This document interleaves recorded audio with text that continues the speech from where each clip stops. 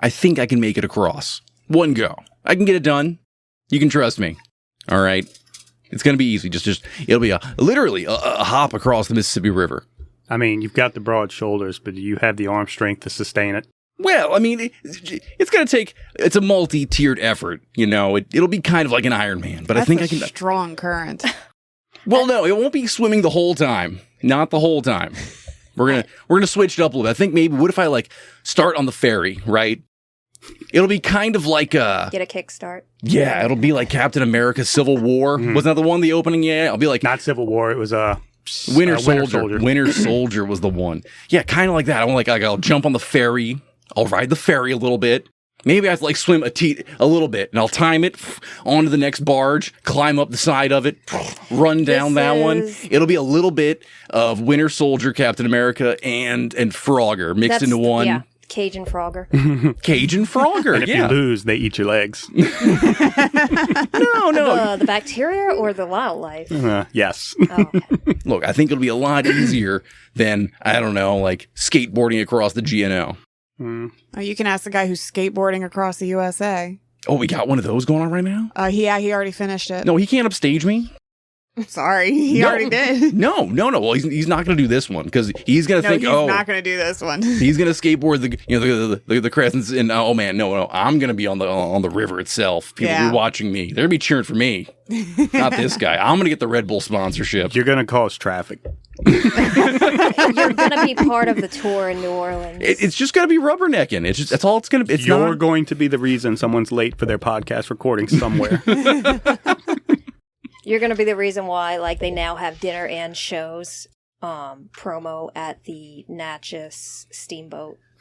Yeah, I'm going to be drawing business to them. I'm telling you, Red Bull spot, come here. We need it right now. Okay, we can use it.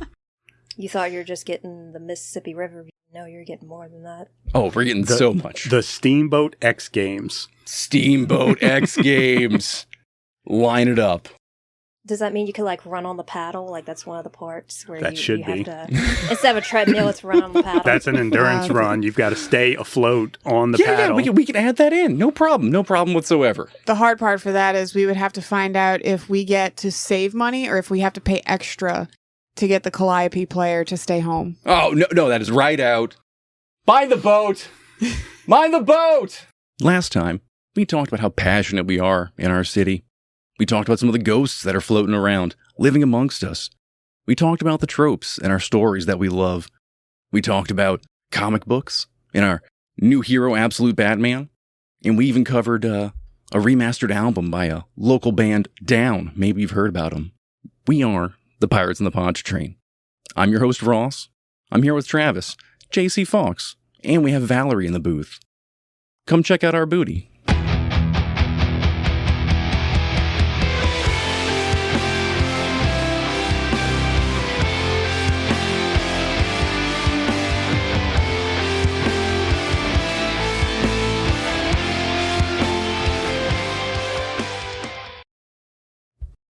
Things are getting hardcore in the South.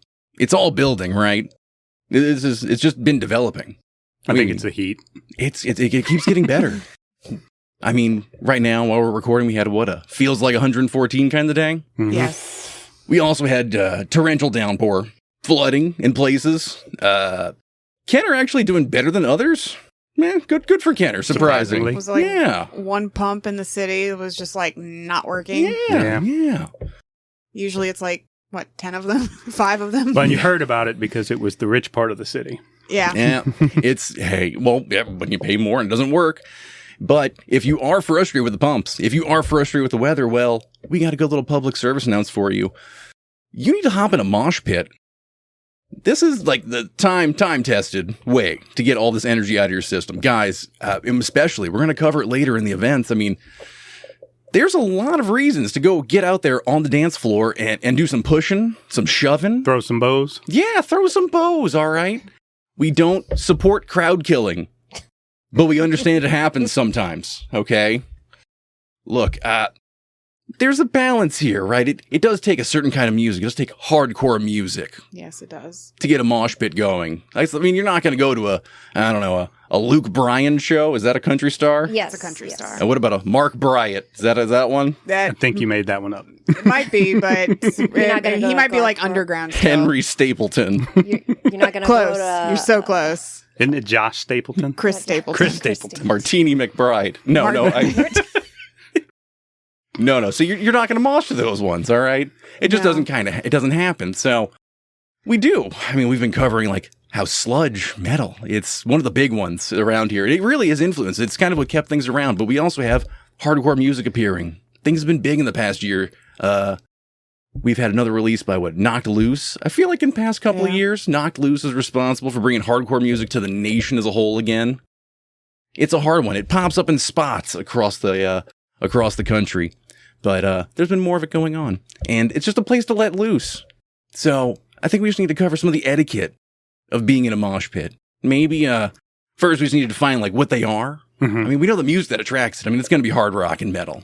Maybe Well- metal more than hard rock, but You can do it ironically, too. I've seen a mosh pit at an MC Chris show when he's playing I Want Candy. There is one guy I've been showing Ross videos of. He finds the weirdest songs and he starts two-step into it. And like, yeah, that makes sense, but I don't know why you would. and there's right. Yeah, see the two-step. I think those are important, even in hardcore music too. All right, not just. I mean, hardcore is its own scene, its own genre, but I think it applies also to like. I mean, it was hardcore came first. It was the bones, I think.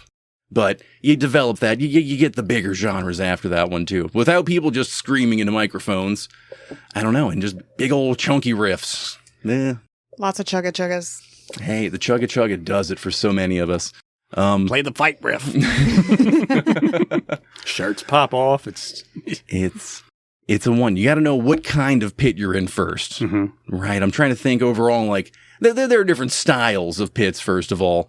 I mean, if you're just going to say a hardcore pit, I mean, man, if you're at a hardcore show, you're at a punk show, it's more of, well, you're an autonomous collective. I mean, you're just a bunch of people. The stage is open grounds. I mean, like barricades, you can just tear them down. Maybe don't. We don't recommend that. But Right. things happen But at that's shows. punk rock. That's survival That of the is punk fittest. rock. there's a lot of shirtless dudes.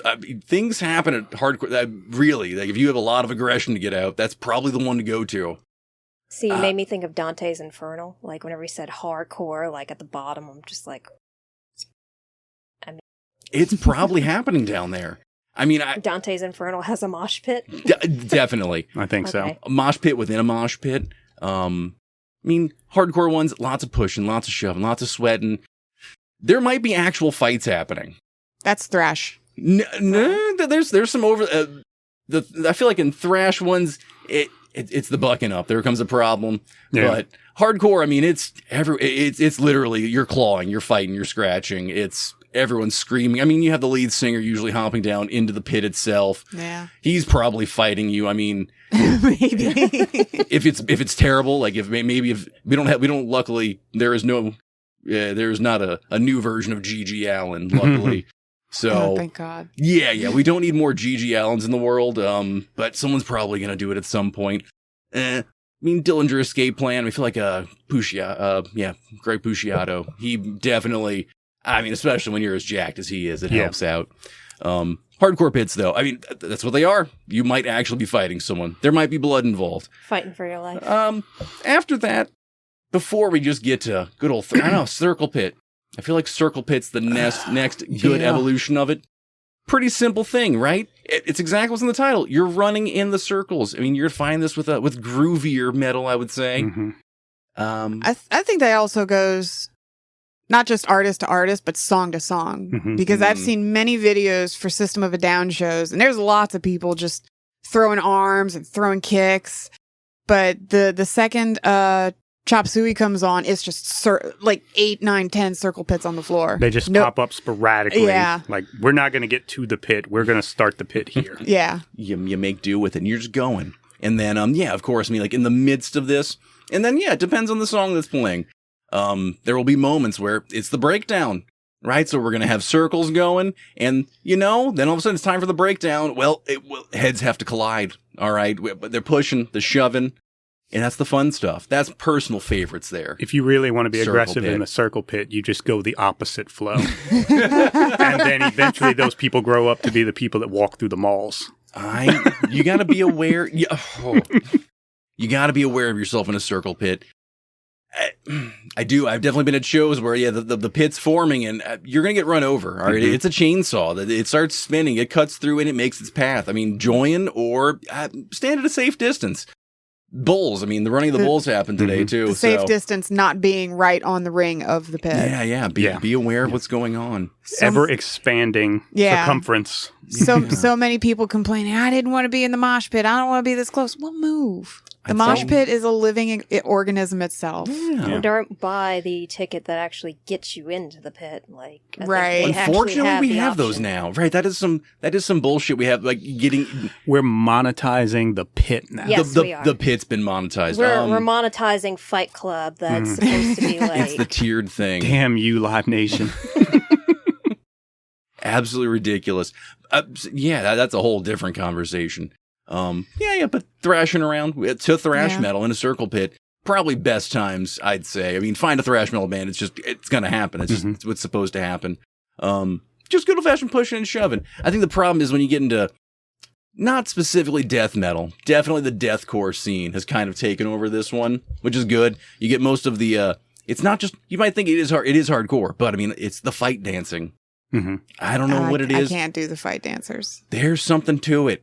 It's a very performative thing. It's interesting because this is not a fighting style. This isn't like, I'm practicing a martial arts. Like this is its own thing. You're not out there breaking out Taekwondo katas. There's like, it's all these dudes who have never taken any kind of disciplined martial arts class, but they all know the same swings, the same whatever it is. They all saw the same movie.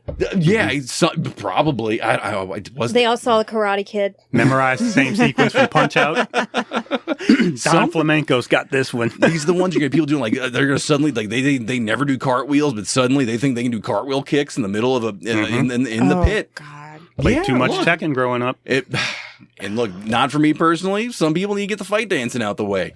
Get it done, which is, I guess where I'll finish off on, because we have those. That's the third one. Let's go with the fourth. The Screamo pits of my youth were interesting, where I'd say, because you have like this weird crossing of genres going on. You have some like pop punk ska things happening with the cleans on the songs. And then you have, of course, right, suddenly we have some of these early chugga, like new metal breakdowns happening. Maybe what spawns into some of the deathcore afterwards, but you have those kind of pits, which are fun because you have the clean parts, you have the good cops singing, and you got your two-steppers. They're hanging out in the pit. They're doing their thing. It's the heartwarming part of the song. And then bad cop shows up, right? And then you got some gutturals coming at you. Maybe you're just some screaming. You're lucky if you get gutturals. But anyway, you get the bad cop showing up, and that's when you got to be careful if you're a two-stepper. But it's the fun game too. You have this game where you have the two-steppers going, and then all right, now it's our half of the song, and suddenly heads collide. There's fight dancers going on. It's all pure chaos. There's push and everything's kind of mixed up. Absolutely fantastic. The amount of balance and equilibrium you need to successfully navigate that is impressive. Best advice if you're trying to get through a pit is just start throwing bows. All right, just start throwing your elbows. Just move. Just make it look like you're an imposing figure. Mm-hmm. All right, and then the rest of us will adapt. We call it the Batman.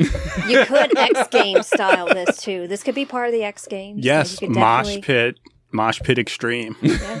Well, the most extreme version of moshing that I feel Ross has somehow forgotten and has actually been banned in most venues.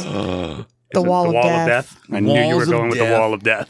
Wall of Death. I've never been in one. I see them. They're fascinating. I've never heard of one. Wow. It's interesting. You need to watch. Everyone, if you don't know what a Wall of Death is, please look up what happens at Lamb of God concerts. I feel like that's the best. Yeah. Generally, I mean, just fans love them, and it's been happening for about 20 years now, more. Mm-hmm. Something like that, yeah. So many bands want to have a Wall of Death happen. I'm not including it as, a pit style, because those other ones, that's, things that happen throughout songs. This is organized, asked for. The singer starts initiating it, but then the crowd, all they got to hear is Wall of Death, and they know what they need to do. It's time to sounds sacrificial, so I It guess kind of is. is. Yeah, I guess it's yeah. fitting for Lamb of God, then Yeah. sacrificial and It did not start with Lamb of God. I'm No. not sure who started the Wall of Death. I mean, it had to be something Eastern European. We're going to have to go with... Yeah. I mean, there is a medieval nature to a Wall Oh, of Death. I do have that. It's Oh. said to be invented by American hardcore punk band called Sick of It All. Not familiar. they're sick of it all, so they made the Wall of Death. Yeah. But you will have a lead singer is going to have to... I mean, the music's going to stop. The lead singer is going to call out, and they're going to announce it's a Wall of Death. And most of the crowd understands. You part the sea. It spreads as far back as you're allowed to in the crowd. And then, at the command of the vocalist... or the musician, at the the band right themselves, drum right? beat, yeah. Hey, maybe when that first china clacks, right? Your mission is to sprint towards the middle. Like Red Everyone's Rover style. It's basically Yeah. Braveheart. It's- Like, Oh, okay. Okay. Yeah. two I going get, to I war. get the visual. Two I see armies it. colliding. Fantastic stuff. So those can happen. I don't know. I'm trying to think. Suicide Silence. They like trying That's the first one I've seen live. to, which is right. Good on them for trying to pull that off at the Fillmore. The Fillmore, yeah. I think And then that was the and then I Fillmore. think we watched Papa Roach try to do one at the Civic, and Wow. it kind of worked, but it was only like 15 people long. It takes commitment, and look, it's easy to look at these pits, and I don't know, it's pure masculine energy. Yeah. I just gotta. It's one of those ones where you just got to admit it doesn't mean chicks can't be involved. Please, everyone, hop into. We need you in the pit. Yeah. You just gotta look at the pit and go, like, is it for me? If you're not a fight dancer, maybe don't hop in. If Circle Pit, hop in. And there's a lot of people too. I don't know. Maybe the people like you, Travis, over here saying, "Oh, I'm too old. I can't do it anymore. My knees click. Take some Red Bull. My back smells weird. I don't know. Whatever you got. my back That's smells a weird symptom, but okay. So mosh pits are also inclusive. There are other versions that are less known, less prominent, but for instance, 70,000 tons of metal. When you're on a cruise ship and there's bands going on and Ailstorm takes the stage, their mosh pit consists of everybody sitting down in rows and acting like they are rowing the Viking ships. Yeah. Another You can do that performative on a one. cruise ship? Windrose does one where you are pretending to be mining. Oh, With a pickaxe. that's right. The Basically, any dwarf metal. awful dance, like you could do one where everybody's just doing the sprinkler, like you could be rolling the dice. So it's like not an initiation, but it's almost like everybody gets into a cult temporarily, and we all just go That's where out. it One stems of from. us. It's One a of us. it's a hive mind. It could be a is. hypnotism, yeah. It's Rock and roll hypnosis. It's a oh my real thing. goodness. Mhm. It's like that 80s vampire movie where they start chanting "One of us." Yeah. Oh, yeah. But look, even if you don't feel like you can be one of us, you can absolutely. Look, the circle, it needs to be contained. A pit needs to be contained. We need walls to a pit. Someone's got to be on the outside. You got to be there pushing. All right. There's Pushing people back in. Push 'em Pushing people back back in. in. You've gotta Someone be the falls, barrier. you got to pick them back up. That's the other part, the Yeah. etiquette. No one is actually, well, I won't say no one, but the vast majority of people are not there to actually hurt each other. And if somebody does fall, most cases, people will stop and help you up. Now, if you keep falling, they're going to throw your ass out because you're messing the flow up. Yeah. You're messing up the flow. Go away. hmm And fighting. Fights don't always happen. They don't, but every once in a while, right, passions run hot in the pit. It's like the music possesses you. It does. Or The Jack some Daniels people take probably it too helps, too. seriously. Some people take it too seriously. You get people, especially alcohol gets involved. Part of the crew. Yeah. Ooh, someone catches an elbow at the wrong, like upside the head, and suddenly they want to throw down. I feel like the Thrashers, though, they do have some semblance of like self-awareness of where they are in the crowd. So like they do try to stick to more the middle of the pit. So that way they're not accidentally hitting some bystander on the ring. While the circle pits are going around. You do have to have a bit of awareness. Now that's where crowd killing comes in. There have been assholes, and they are assholes who decide to crowd kill. That is specifically, I'm gonna go clothesline people. I'm just gonna tackle someone. I'm gonna start in the center of the pit and run towards the crowd. And gotta actually try to kill someone, but injuries are possible. Yeah. So don't crowd kill. Be a nice person. Yeah. Yeah, it's one thing to be in like the pushy, and everybody on the ring is going like, oh no, I get to push you back in. I'm technically part of the party. And But like you start throwing elbows and hitting random people, like that's look. We got to be aware. That's assault. We don't want to. We have the problem with the pit being a VIP thing, but we also need to like let people more. There are other. It's not just the pit that happens. All right.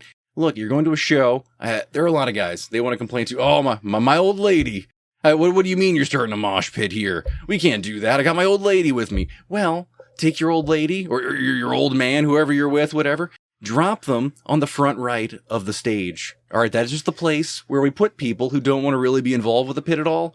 You're safe over there, front right. You're not going to have the best. I mean, you're going to be right there with a barricade. You'll see some stuff, but you'll be protected. You might catch a pig. Maybe, yeah, exactly. Front and left, I don't know what it is. Front left's good. It's great. You have better visuals, but I feel like the pit just naturally tends your way. I think it's just the motion that's going on. I have noticed a pattern of pits usually starting at least 10 people deep from the barricade. So like I try to situate myself either before that or after that. And don't underestimate the person in the center of the pit in a obvious costume for attention. Just because he's dressed as Winnie the Pooh or a banana doesn't mean he's not ready to go down. And the more ridiculous the costume, the more obvious he wants the pit. Please, the guy in the inflatable Pikachu costume wants to be pushed around. I have prepared for this moment all my life. My T-Rex and me are going. Oh, yeah. I don't know how people sneak them in. They do it. Actually, this would be one, too. Like, how do you know you're in a pit? Is there a guy in a banana suit? That's probably... There's usually a guy in a banana suit. If you're next to the guy in the banana suit, well, he's opening the pit. Yeah. In fact, if you're wearing a banana suit at a show... You're probably opening the pit. You have to. You're obligated. Yeah. Like, if you do not open the pit, then we got other issues, okay? Look, these are just things. We're just passing along the information here. The banana pits. We're not going to the banana pits. But going back a little to the etiquette part, I have noticed a lot in mosh pits that I've witnessed that it can be majority dudes, if not completely dudes. The second a woman jumps in, they turn it down like a couple of notches. We're self-aware. We recognize some because, things. At least for a moment, they want to get like an awareness of like how into this are you before they go back up to 10. What does her old man look like? Am I about to get slugged on? Can he kill me? If Does he know that she wandered into this? And I've stood on the ring, and a lot of dudes, they accidentally get knocked into me. I've been brushed a bunch in the general chesticle area, and every guy that's done it is, oh, I'm so sorry. No, dude, it's how it happens. I'm here for a reason. I know the rules. Yeah. I know what I got into. It's something that is, I don't know, millennia old. Okay, I think that's what does it for me with pits in general. Going to a show, a hardcore, a heavy metal, even some rock shows. Some it can happen. It can. Depends on the attitude. No, it's something where you feel like we're not just, maybe there was a fire, right? Just a big old bonfire. We're just going around it. I don't know. It's something that kind of like harkens back. You're talking about like some solstice stuff where we're gathered around the camp. Some pagan stuff. Pagan dances, yes. Yeah, I think it's something we've all been doing. I think that was in the 80s version of Dragnet the movie.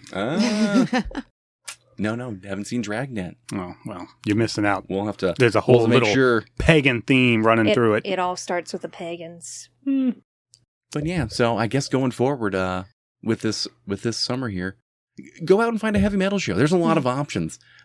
Get in the pit, be a part of it. Bring a lot of chicks. I mean, all the chicks, get them together. Throw all the women in there at one time. Let them do their own thing. Let them know they can. Yeah, let the girls have an all girls pit for one song. Maybe we need to do that one. Have that one moment where we just say, no, drag your old lady into the pit. I think there was something like that, but it wasn't called the pit. Well, yes, it was a pit. It was just a mud pit. So mud wrestling. It was a Jello pit. Yes, there you go. You got to do like a Sadie Hawkins dance pit where the chicks bring their dudes in.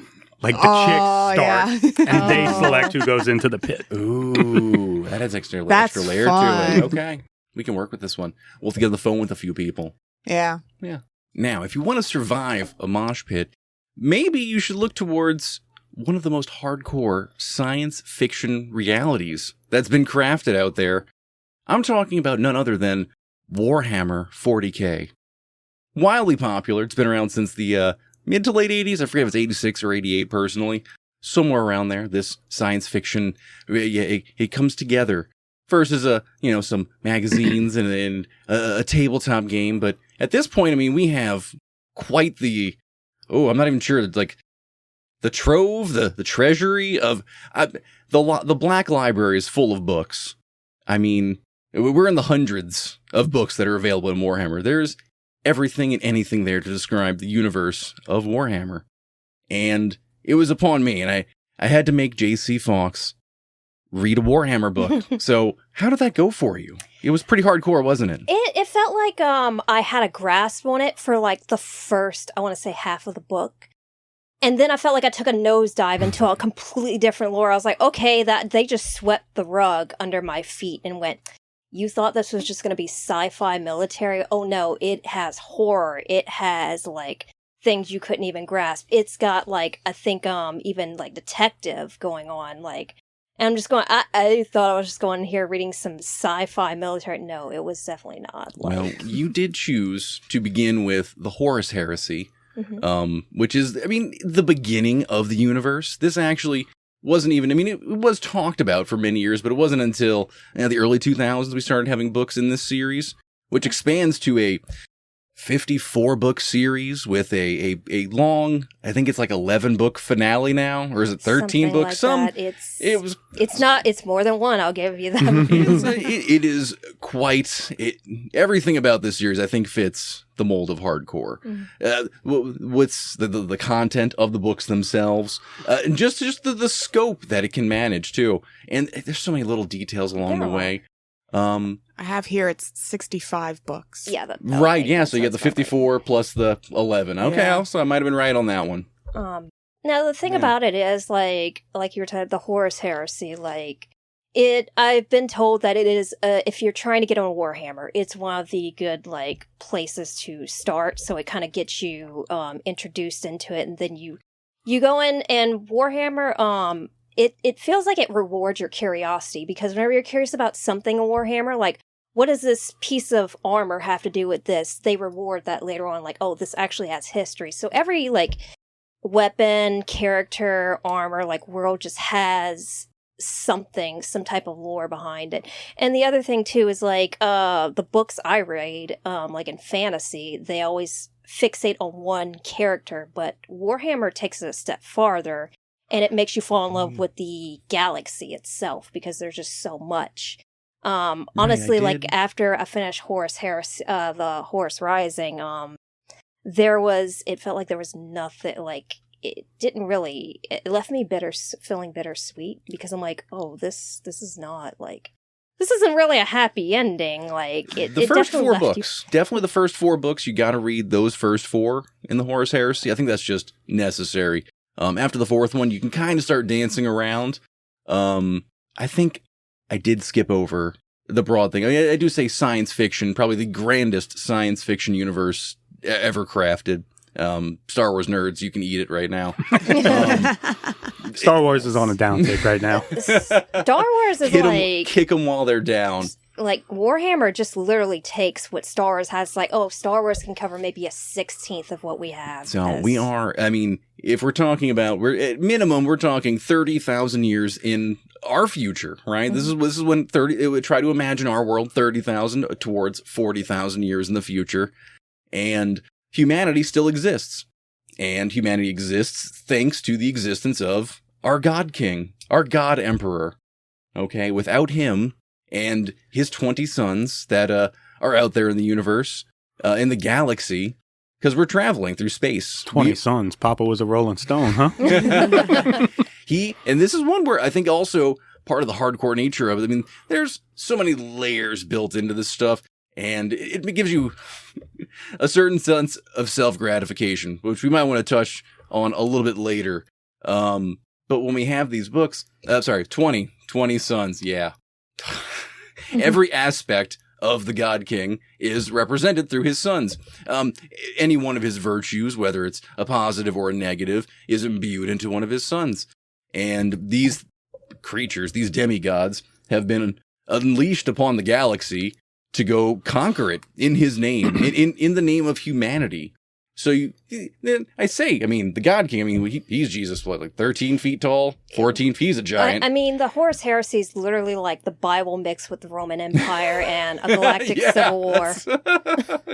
Wow. So it's Star Wars and Spartacus. So again, Star Wars is literally like a fraction of what Warhammer actually is. It's like, it's got Star Wars, I want to say maybe Star Trek. It's got like a cluster of things you could think of sci-fi, and it's just Warhammer's like Hitchhiker's Guide and Spartacus. Got it. In some way, I mean, it's really hard to. I mean, do you feel overwhelmed? And Lord of the Rings with the 20, and then like Game of Thrones. So let me ask, because I'm a newbie. Are these 20 like also warring with each other, or are they working together, or does it? So that's the other thing too. Like just in Horus Rising alone, whenever you're, it's actually told through Loken's point of view, another character. But you see that Horus goes in like he's charismatic. He's all about like his people. And then as the book progresses, he starts to sort of doubt himself because the Emperor has another agenda that he didn't know about. He's like, right. This is the thing about the heresy, right? Started with the Horus Heresy. Mm-hmm. You do begin with Horus Rising, and you focus on his legion with Loken, one of his commanders, and yes, you do get a bird's eye view of everything that's happening to Horus at the beginning of this. This is a weird one, too, because, I mean, the heresy, before the book and the series is anything of what it is today, it was just like a throwaway line in some books. Like, some older books, they would just mention, like, maybe some characters like, oh, this is better than the heresy, or, oh, remember when the heresy happened, or, oh, such and such happened back during the heresy. The heresy only takes place, like I said, we're already 40,000 years in the future, roughly, and the heresy, I think, only takes place over like a 6 to 8 year time span. It's not long, that's for sure. Like in the scale of the other books talk about it, you would think it's going on for decades, and it hasn't because there's so many point of views. So it's the Clone Wars. It is. There's Clone War aspects to it. They pull in everything for 40K, which makes it amazing. Biased here. So to say without spoilers, like you do, they go back to the heresy because. And I think it's a good place to start too, personally, because you get to see where, who's turning, right? Some people are going to go towards chaos.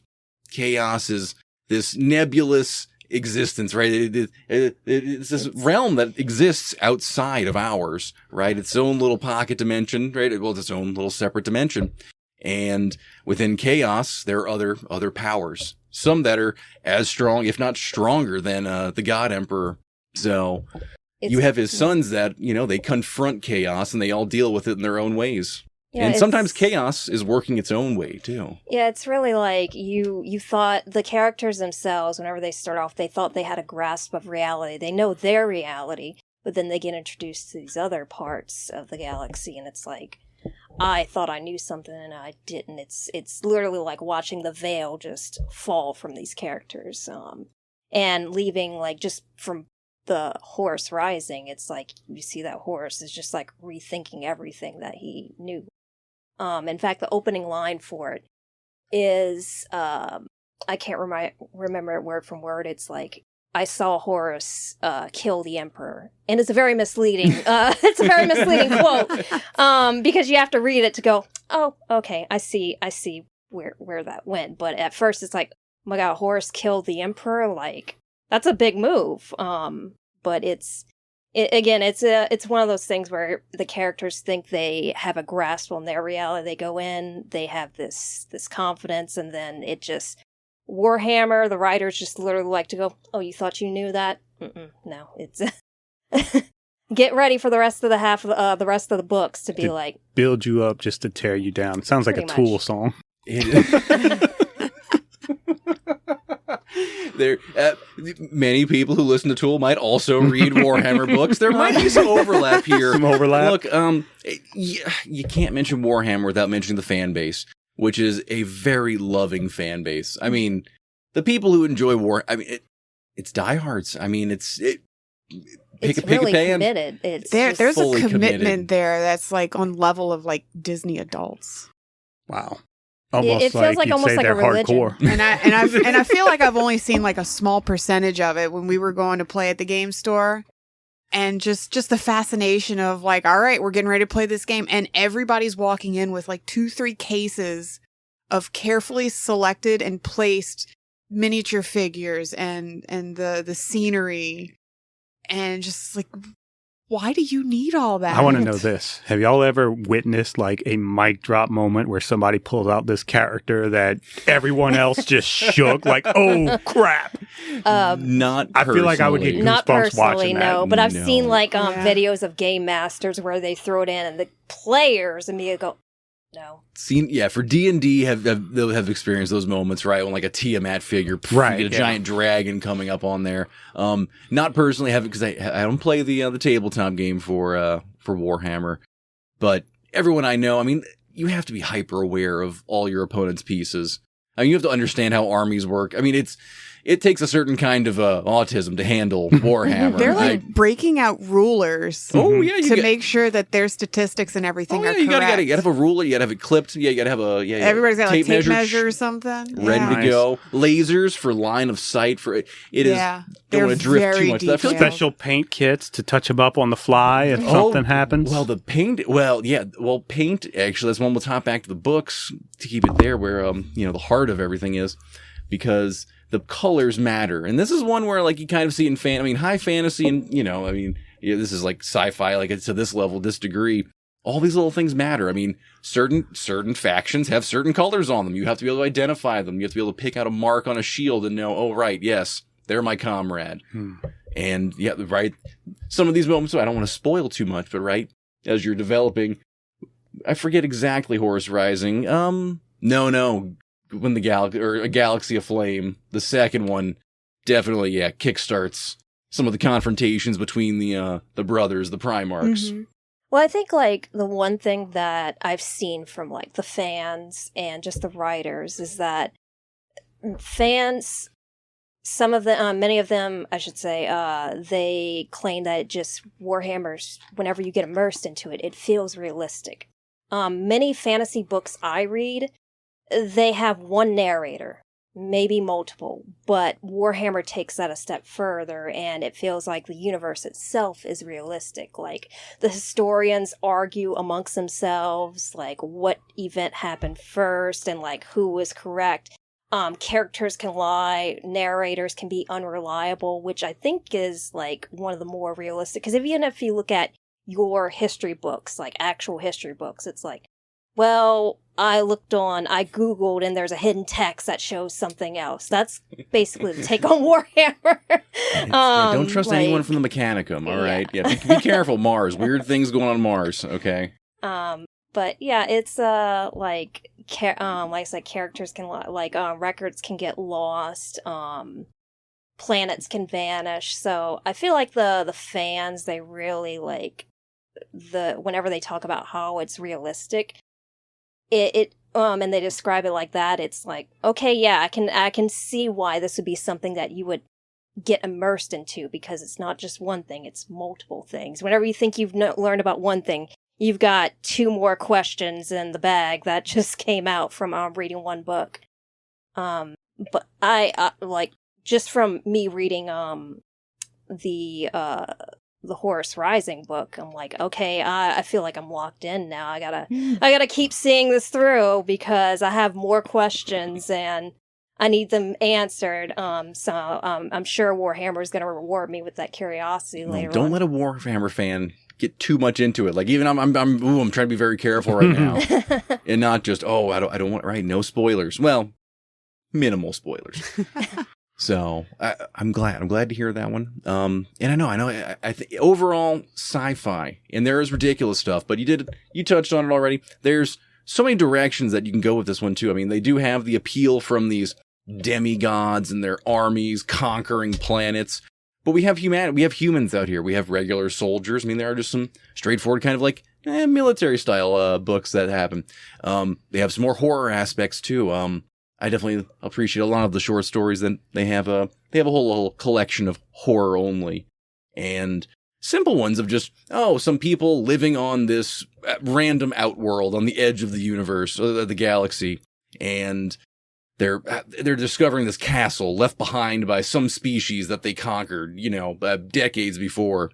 and they're going to the bottom, and they find this structure, and it's a door. Someone's still in there. Aren't they? Well, there was spoiler, yeah, but it was a doorway to chaos, and because they're random humans living on some random planet out there in the galaxy, and they find a random door. They're white people, aren't they? They just walk right through it. They could be green or blue. It was. I guess I kind of felt like the Babadook, maybe, if I had to, know Babadook without screaming children, or if there was a screaming child, it got eaten by the monster. So but yeah. So there are different directions you can go with in this, and one of the other ones I think that bolsters some of the fan base. There are some high concepts here too, and it's not to make you feel dumb, but there are I forget how many total authors gun the whole series.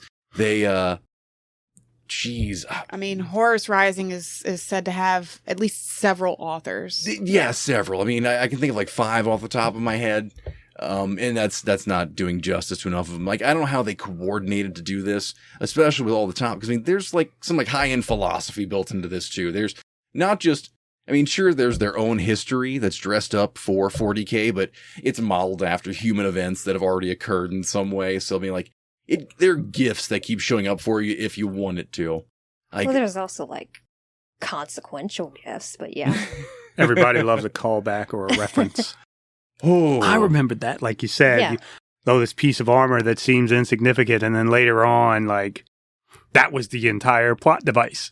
You end up with things too where, like I said, you end up with situations where it'll be oh, you're so and so, you fought at this battle. Right, my brother stood next to you or something, right? Or I read on your Wikipedia that I do still think Warhammer it's the most hardcore story out there. It just one book that I read alone was okay, this is actually... I haven't even touched the surface. You haven't even gotten to full-on chaos, conversions. I have not. Oh my, death cultists. I'm looking... Cultists. I'm a fan of cultists. I feel like there's something for everyone with Warhammer. My thing is that I feel like a lot of people that aren't familiar, they've heard of Warhammer, there is sometimes a dismissive response to it's just sci-fi military. You see the big armor, that's hardcore in itself. The armor is ridiculous. There's a lot of juggernaut armor. The average. So you do have human soldiers that are out there. But if we're talking about the main characters in Horus Rising, these are your standard fighters for the demigod characters, and they all stand 9 feet tall. These are people who have been genetically altered from childhood, right? They've been grafted, they've had implants, they've been fed hormones, and every genetic scientific concoction that they can fathom. Sometimes it's technology. Sounds like the pageant industry. And then what do? They give these freaks the most ridiculous. Okay, look, the weapon they carry around, they're 9 foot tall, so they have a rifle that is fit for their bodies.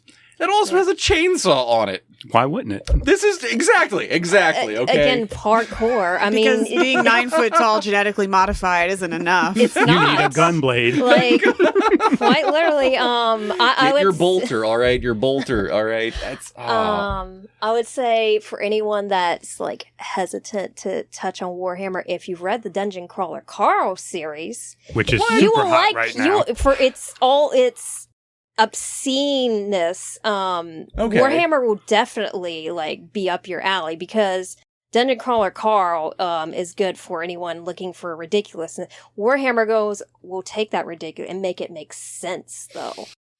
We will absolutely take this weapon, modify it. We'll take this armor and modify it and make it look like the most ridiculous thing you've ever seen and make it work. And I'm well, and I'll say this as an outsider looking in, one of the things I appreciate about Warhammer is that there is something for everyone, like you said. McFarlane makes oversized 7-inch action figures of these characters. Full armor, the chainsaw guns, all that stuff. And they're really, really well detailed. These are some monsters. Maybe now I'll actually pay attention to what the names are and learn the characters. But they're really, McFarlane has long made very pretty toys. Yeah. They're not always the most functional, but they look great. Keep them in the box. I think as a reader myself, the one thing I've noticed is that I don't like fantasy books or just books in general that don't have consequences.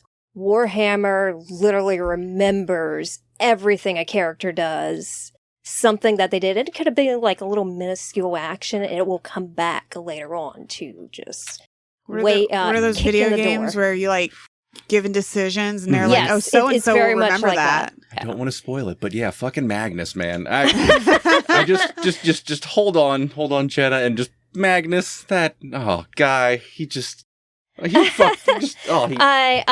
everything up, man, okay? I'm squinting at every single character because I know everything that Warhammer gives me, it's going to be some relevant to something later on I'm going to read. I'm going to go, well, I thought it was okay, and now I'm not okay, and now I have 43 questions. It's okay. Look, never take a dead man's drink. Love horror. Well... Or his blade. Never take his blade.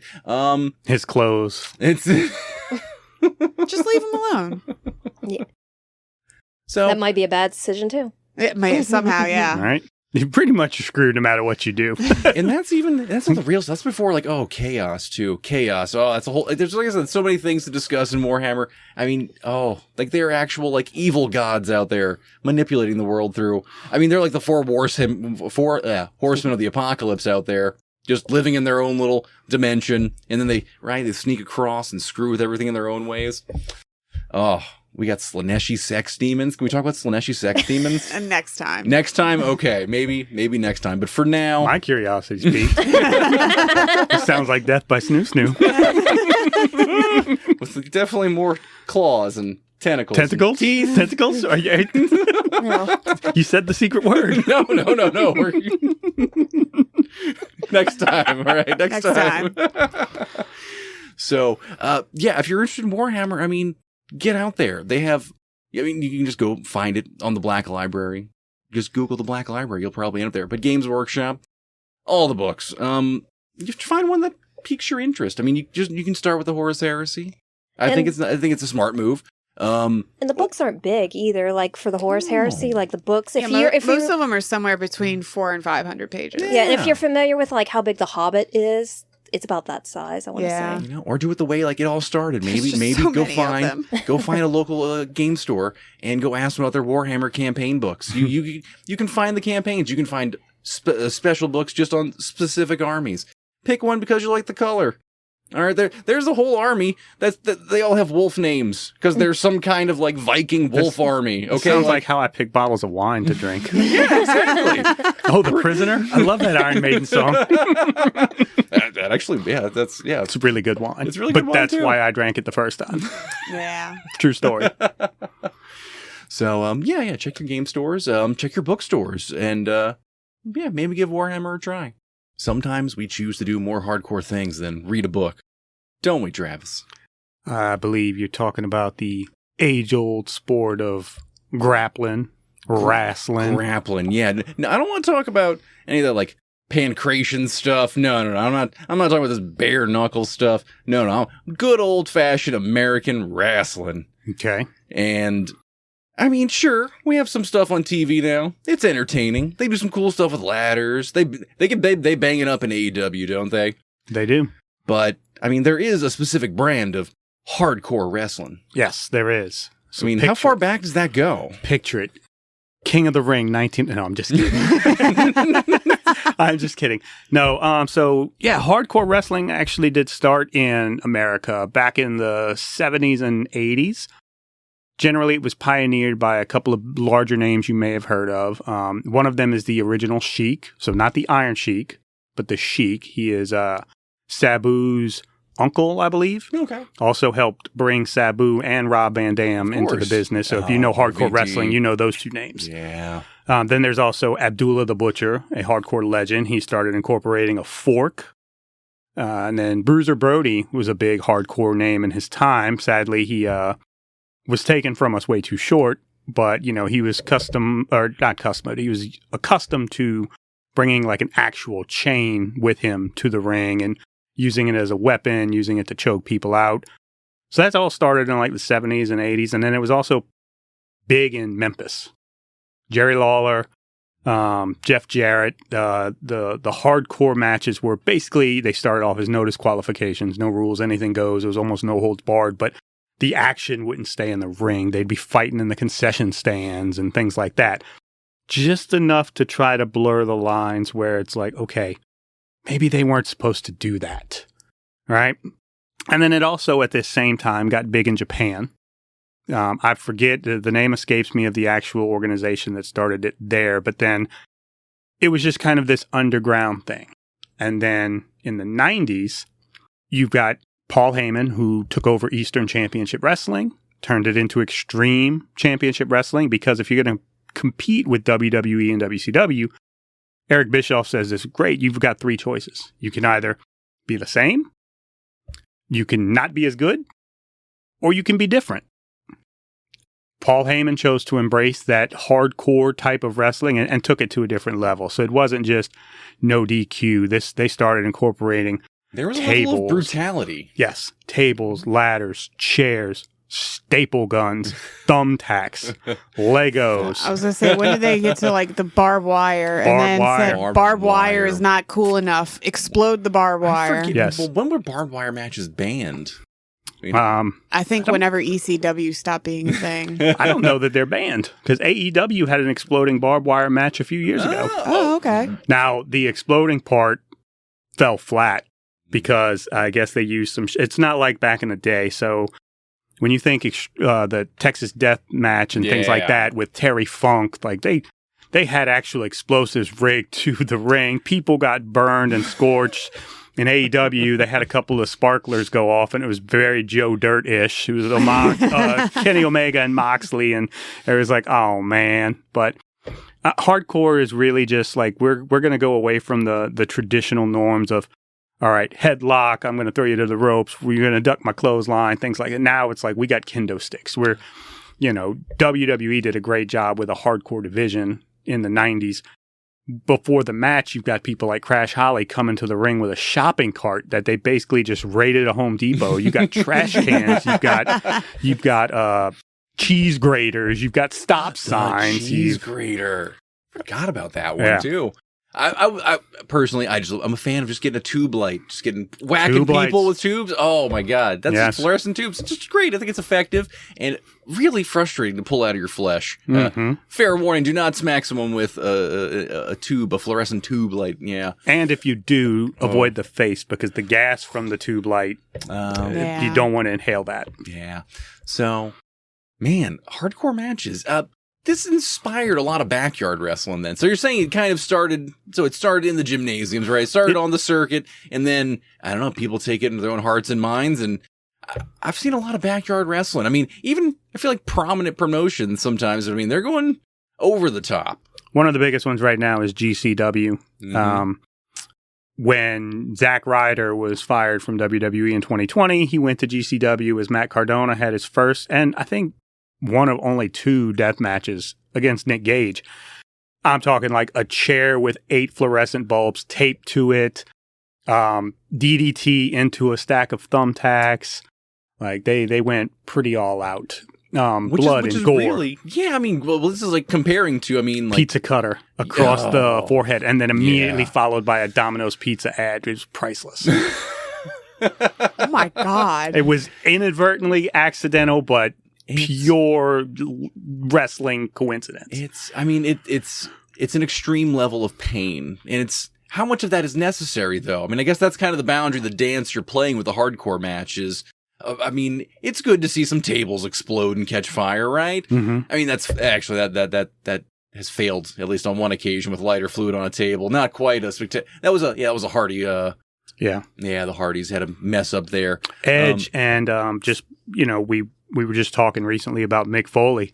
Mick Foley basically made Edge's career at WrestleMania, and the closing spot was he was on the apron and Lita had set a table on fire, and Edge speared him through the table. It's funny, too, because they're talking about it, and, Edge starts thinking about it. He's like, well, wait, like, Foley's in a flannel and sweats, like, fully clothed, and I'm just in tights head first into the table. And then, the joke I was making about the 1998 King of the Ring, that wasn't necessarily a hardcore match, but one of the most hardcore moments in all of wrestling. Undertaker throwing Mick Foley off the top of the Hell in a Cell through a table. That was definitely inspirational to me. I mean, then got up and continued the match. He wasn't supposed to. No, he wasn't. And he climbed back up and went through the top of the cell, had a chair land on his face, knock a tooth out. He pushed his tongue through the hole in his lip. So, yeah, even though it wasn't a hardcore match, there's a reason Mick Foley's called the hardcore legend. But, I mean, so that was, and that is, on TV, everyone sees that one. I guess, I'm really trying to think about this one, too. Shane McMahon, I think for me also, if we're talking about big promotions, Shane McMahon is probably one of the most hardcore guys out there. Some of the stunts he pulled off in the middle of, not the friendly, that was not the Attitude Era. That was the Ruthless Aggression Era. Yes. That was that one. If you're thinking King of the Ring with Kurt Angle. Right. That was Ruthless Aggression. Shane McMahon being thrown into that glass pane, was it the third or fourth time it broke? It varied because smash one. The glass was supposed to be fixed. There can be some failures with the props here. It was supposed to be fixed, but the problem was the pyro was interacting with the glass, so they had to reinforce it. And they didn't know that. So Kurt it took like 3 or 4 belly to bellies to get him through, and then the rest of the spot was, he's coming out the other side. Had to do it again, and kudos to Shane. He took him like a champ. Yeah, I guess I'm trying to go through the progression here. So we have them. the Hardys. They do a lot of extreme work. Nowadays, I guess kids are growing up with Darby Allin. Darby Allin. Yeah, Darby Allin's kind of leading the way, and then Moxley. Moxley bleeds when he starts cutting a promo. I love Moxley, but where you and I break a sweat, he just starts bleeding. That's just kind of evidence that he's been through it, though. And also more too. Right? If we're going to talk about, this is a moment where you get to prove. I guess this is a proving grounds thing. Everyone wants to say wrestling is fake. Hard to fake it when you're getting your face stapled. And there's some Finn Balor. Does he do hardcore matches or not? I feel like he should. Not so much. There's some accidental moments that happen in wrestling that are just hardcore. He had to get his head stapled in the middle of a match just to keep going. These are athletes that will push themselves. Yeah, Joey Mercury once took a ladder spot and almost lost his eye. Oh, God. Because his arm wasn't, I'm giving you the inside baseball, but his arm wasn't there to catch it. It split him open. Yeah, because they're not coincidentally with the Hardys in that match. That was a New Year's revolution. Hardcore match. The props matter. The locations matter. And there are aspects of it too, and you can recreate that on any number of stages. I think it's better when you go to the small rooms too, because it's that intimate feeling.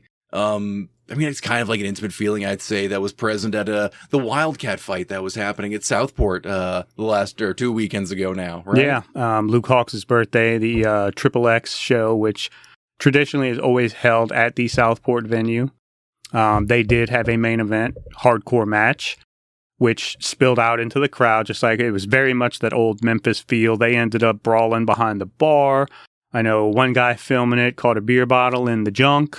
Oh my God. Yeah. Yeah.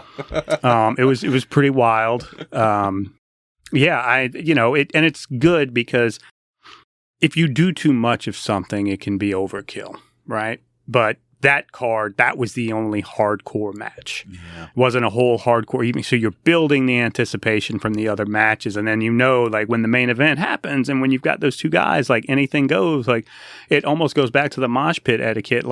There's etiquette to a hardcore match. There's etiquette to wrestling in general. Even if they're bumping into you, you don't touch the wrestlers. You don't try to get involved. However, there's a lot of wrestling fans that don't, it blurs the line of reality. And occasionally get themselves in trouble. Just understand these guys got it. You paid a ticket to watch. You did not pay a ticket to participate. Because it'll get real hardcore on you real quick. It's, another one for, I guess it's been, 5 or 6 years now too, but there's a difference too. There are hardcore matches and there's hardcore moments. There's certain spots in the shows that go down.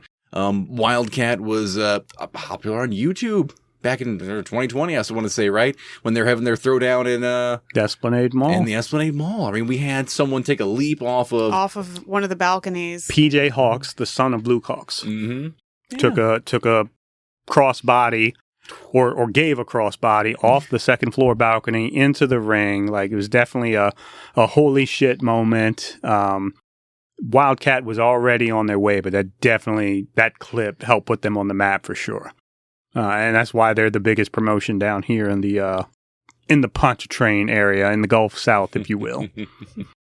Yeah, they're leading the way out there. I've been seeing a lot out of 225 wrestling too. They just had a Russian death match. I don't know, it was like a chain to the post. You got to row it, you got to touch each. I know these little unique little things that happen in certain matches too. Yeah, that was their Here Comes the Boom show. Okay, but that's one, right? You get so both fighters are chained to each other at that point. And then your goal is you have to be the first to touch all 4 turnbuckles. And then there's weapons. The chain itself ends up becoming a weapon. It's almost like a third participant in the match. So there are so many fun things you can do with hardcore wrestling too, and it doesn't just have to be obscene and bloody, right? Although that is the 10. I mean, we mentioned Moxley already, who's his head's gonna get split open, but that's part of the. He's bleeding because we're talking about him right now.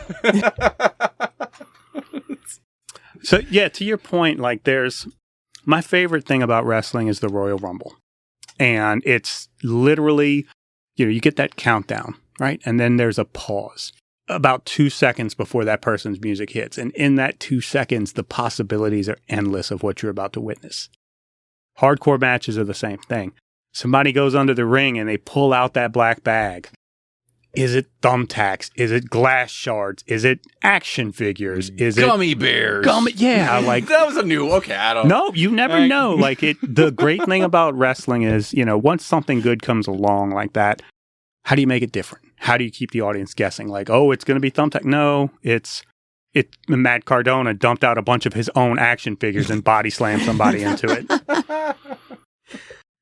Well, I mean, they even use part of the stage as well. The countless times when I was watching wrestling where they pick up those steel steps and just throw them at somebody's head. Ciampa just took Jericho's head into the steps too, or like recently. Oh my, yeah. Jericho with the split head. Oh. And then they're like wrestling on top of the announcers' tables. Like these guys are working. Leave their table alone. We're going to throw Mick Foley off of a cage on top of it. The budget for tabletop monitors for the WWE has got to be wild. Like, it's probably bigger than some wrestlers' salaries. That and the Mexican announce table.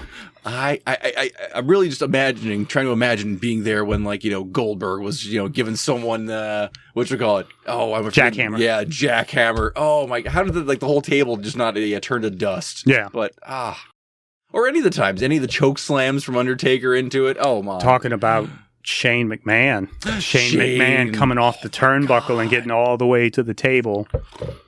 Yeah, the dude's got some ups. Death-defying stunts. Yeah. Alan right now, he's catching some of those. Yeah, that's why there's a definite comparison there too, with all the leaps of faith that are taken. Oh my God. Jeff Hardy made his entire career by being the person who could take the most punishing moves, How many times have people rolled out the way and he just goes through that table himself? Mm-hmm. Oh, and then the misses too. That's really unfortunate. I mean, you have these moments where the landing pad's not going to be there, or maybe it's just not as what you expected it to be. I mean, people you see concussions out there. I mean, we got to go back to 98. I mean, right, man. How present was he of mind through that? I mean, even he'll say the second half of that fight, it's just muscle memory. I don't know. Just going through the motions. It's that hard one. I mean, how do you tell people, get into hardcore wrestling? Or it's just something you just see and I got to have some. I think that's it. Going back to Moxley, back before he was Dean Ambrose and then his AEW run, he made a career out of death matches. And some people just like it. Yeah. They have the high pain threshold. They're not worried about the consequences so much. It happens. I mean, Mick Foley's almost died getting tangled up in the ropes. That's why he lost part of an ear. Vader, rest in peace. Oh, yeah. Stan Hansen once knocked his eye out of a socket, and he had to pop it back in. Like, can you imagine how disoriented it is that I'm looking at you and your floor at the same time? Like, that's got to mess you up. Well, I definitely remember a WCW match. I can't remember who it was, and I can't remember what move it was, but there was a move performed, and I'm watching it, and all of a sudden, nope. Match is ended. There's no winner. Why? Because dude who took the hit, his leg below the knee is at a 90 degree. His Psycho Sid, and he took to the top turnbuckle or second rope against Scott Steiner. Now, Sid is like 6'9", not a high flyer. Why they convinced him to do this, I don't know. That clip is cursed for Sam. He watched it when it first happened, like 10 or 12 times, and then he went outside and like twisted his ankle or something. Oh my God. So he swore to never watch it again.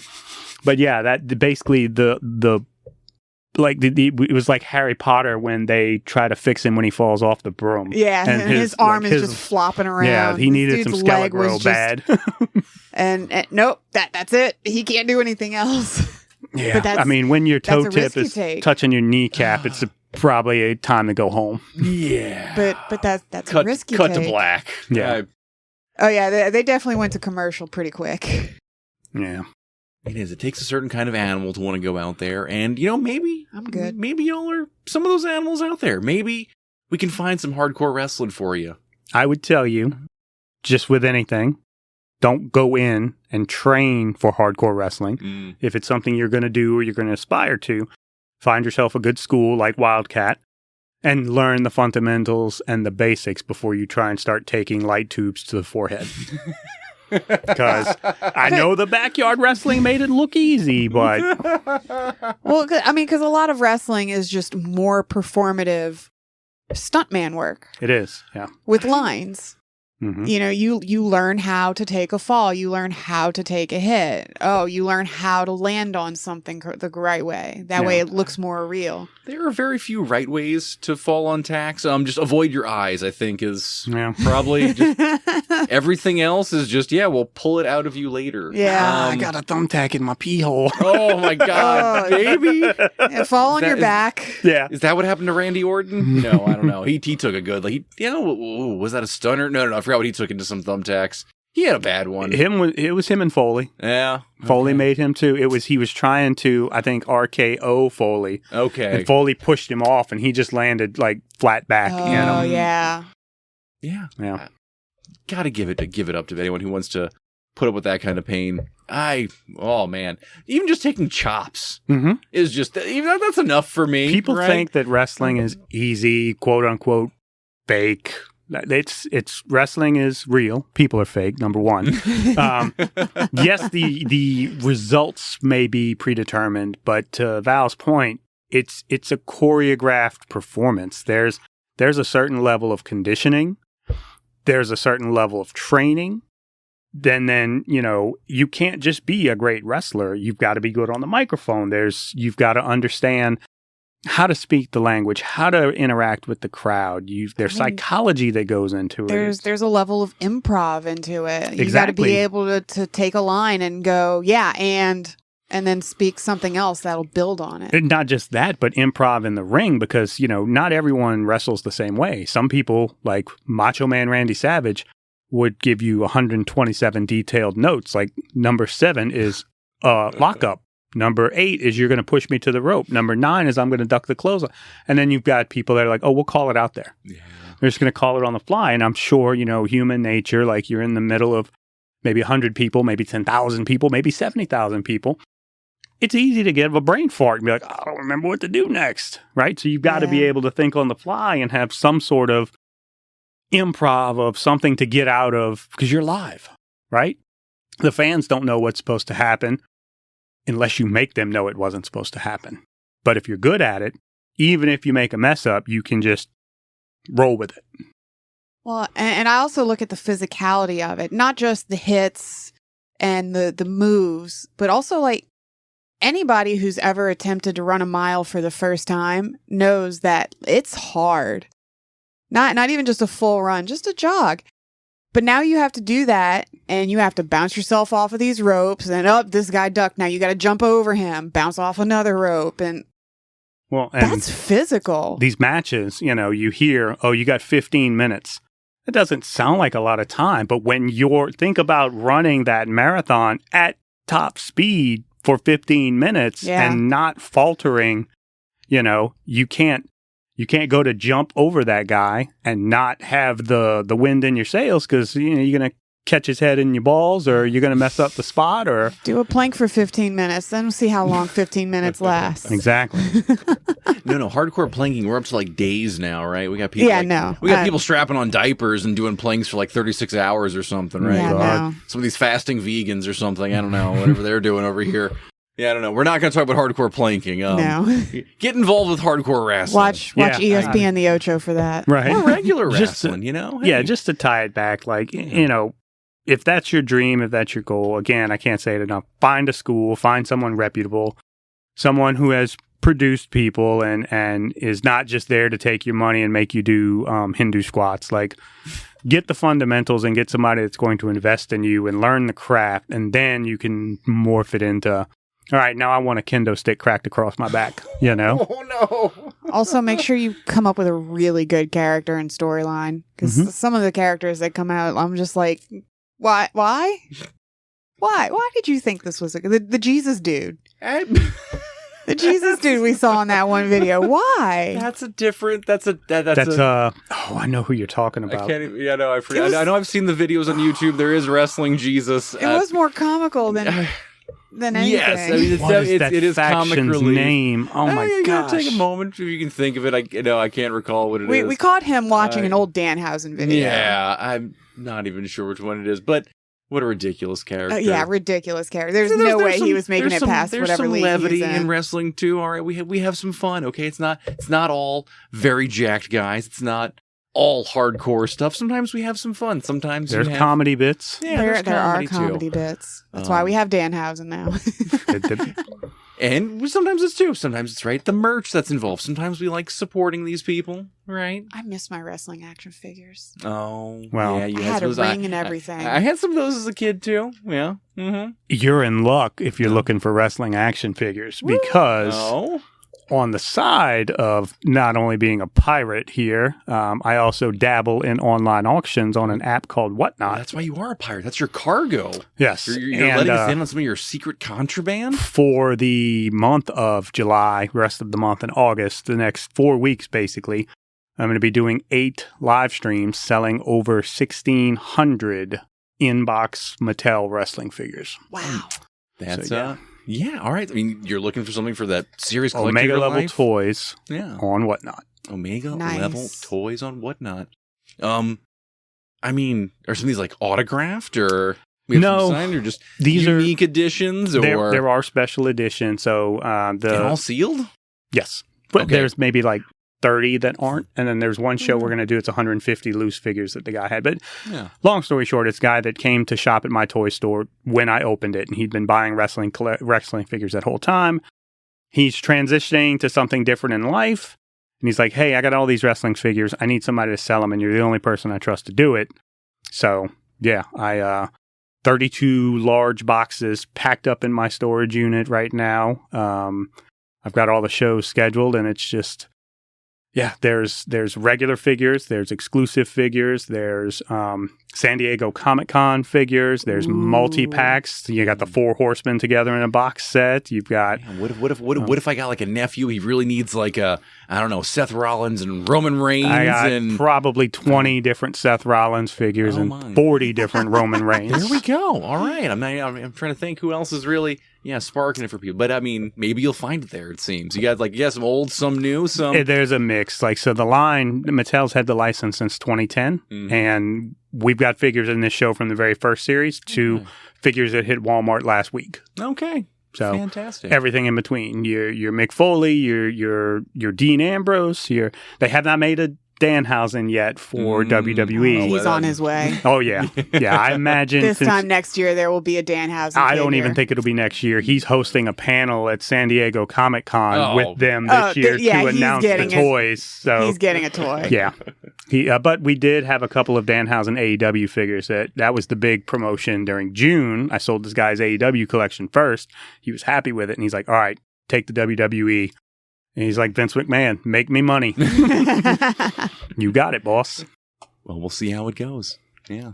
If you're looking for some fun and excitement coming up this next week, I don't think you can go do anything else. You have to be in the city for Creepy Fest. Look, Sheer Terror Records, they're having their annual throwdown.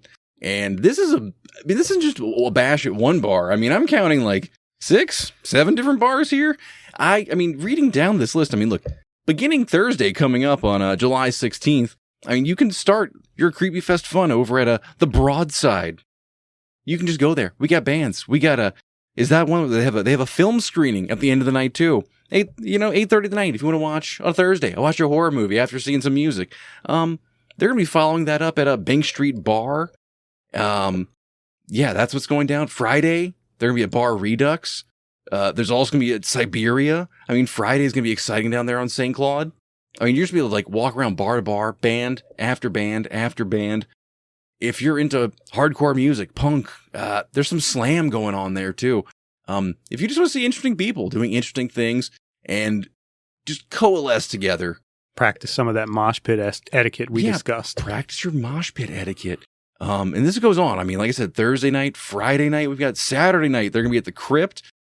Poor Boys, we're going to have some shows over there. We have such exciting bands that are going to be playing over the course of this entire, I mean, not just weekend. I mean, Thursday, Friday, Saturday, Sunday. Geez, you're going to be able to see things like Evil Army, the Pallbearers, Midnight Sticks, Pussy Rot. Fantastic things you can just witness for yourself. Maggot Sandwich, Atomic Broad, The Bomb Pulse. Look, there's something for everyone. Something for everyone. Bring the kids. Maybe don't bring the kids. I mean, I do believe most of those shows are at least 18 plus. They are. The shows, no. They most of them at bars, you are, I don't want. I'm just kidding, y'all. Don't bring the kids. Actually, Sunday at the Parasite Skate Park is all ages. Bring the kids. You can bring the kids to the skate park on July 19th. Save money on the babysitter Sunday. And expose them to some culture. Yeah, expose them to future hate and ill funeral and non-binary assault weapon. Things, at the skate park, we get out there, get sweaty, crash into people, start a new Jackass movie, whatever's coming to your mind. That's really the big deal that's going on. That's kind of the inspiration for this episode. So, I mean, please support Sheer Terror. There are so many local bands that we're pulling in from across the states too. Meet new people. You're all into the same stuff. Talk about music. Talk about horror movies, maybe. Yeah. Or, hey, look, sometimes maybe you need something a little bit easier in life. Maybe you can go to Rivertown. Rivertown's still a nice little spot. They've been renovating that, especially, I mean, since Ida, since the COVID lockdowns. And Rivertown it's blooming again. Lovely food out there, too. Also at the Kenner Planetarium, they're starting up their Friday night laser light shows. Mm-hmm. All right. We, July 17th, get down there. I know Led Zeppelin show. I'm blank on the other two. They have 3 Pink different. Floyd, baby. I've seen a Pink Floyd The Wall one there one year, and it was pretty cool. Yeah, I think we saw Metallica one year. Oh, nice. Oh, that's right. On the 17th, we're going to have a Led Zeppelin, followed by, Pink Floyd's Dark Side of the Wall, Dark Side of the Moon, and then The Wall. Yes. Yeah. So, laser Led Zeppelin, laser Pink Floyd, iconic moments. Take the kids. Don't eat mushroom gummies. So not if you bring the kids. Not if you bring the kids. So we can have some fun out there too. And I mean, as always, check out your local bars. Maybe check out your local breweries. Urban South, on the South Shore. Mm-hmm. They have events going every night of the week. Check them out. I mean, maybe you want to go there for a trivia night. Maybe there's a bingo night. Maybe you just want to sample what's in the tap room. Maybe you're on the North Shore. Maybe you're in Mandeville. Check out Chifuncta Brewery. These are nice little places. Bring together with the community. Enjoy these beverages. Unwind after an insanely hot week. Chifuncta's another one. They do hold rock shows that are all ages. Yeah. Sometimes they do. I don't think they have a rock show going on this week. 'Cause, I mean, I haven't seen one announced I'm telling yet, you, look, they do have some. If you want a rock show, look, you have to be in Orleans. You're going to be on St. Claude. You're going to be in Mid-City. You're going to be by the Lafitte Greenway. Check out all these venues. You really just have to be out there. It takes you, the listener, to be out there to pull it all off. Very important. If you're going to be out there doing this drinking, you got to go on a full stomach. So when you decide to eat something prior, skip the Applebee's, skip the Chili's, find some sort of local establishment where you can catch some of our, unique flavor. I do know, just because I feel like what we want to do here is we want to speak for those people that don't get their voice out. Sewage and Water Board just took down the fences on Decatur. A lot of businesses did not survive that little revamp. So if you're in the city, go show those people some love. Eat there, grab something local before you hit up Creepy Even Fest. if you just go get an appetizer and a drink. Yeah. Or maybe there's someone in the corner offering you a bucket of what they're calling Yakka Maine. All right? Take that pail of Yakka Maine, maybe. Yeah. It's the hardest time of year for the industry workers, and the industry workers are the lifeblood of our city. Yeah. And we thank them, and we thank you for listening. And until next time, we're shipping out.